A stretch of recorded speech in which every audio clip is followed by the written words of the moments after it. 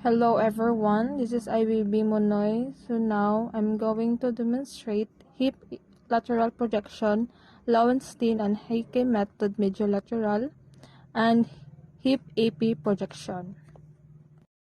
First projection, hip lateral projection, Lauenstein and Hickey method mediolateral. Now, your image receptor should be 24 times 30 cm crosswise. So for the position of the patient, from the supine position, rotate the patient slightly toward the affected side to an oblique position. Now, the degree of obliquity is magdepende siya on how the patient can abduct the leg. Now, for the position of the part, adjust the patient's body and center the affected hip to the midline of the grid. Then, you will need to ask the patient to flex the affected knee and draw the thigh up to a position at nearly a right angle to the hip bone. For the opposite limb, you need to extend it and support it at hip level and under the knee.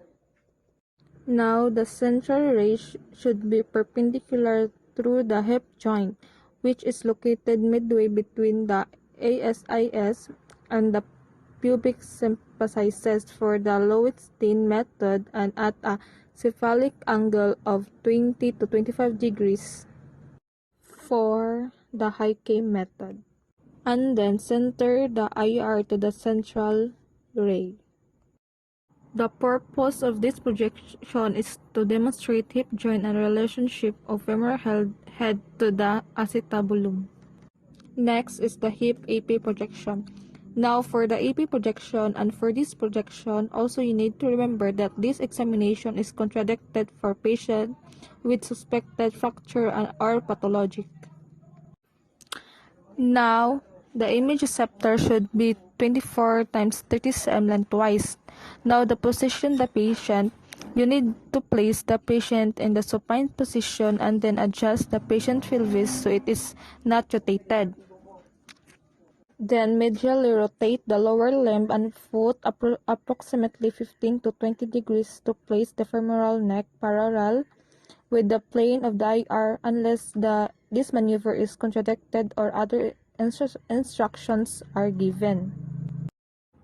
The central ray should be perpendicular to the femoral neck. For this, you need to place the central ray approximately 2.5 inches distance on a line drawn perpendicular to the midpoint of the line between the ASIS and the pubic symphysis.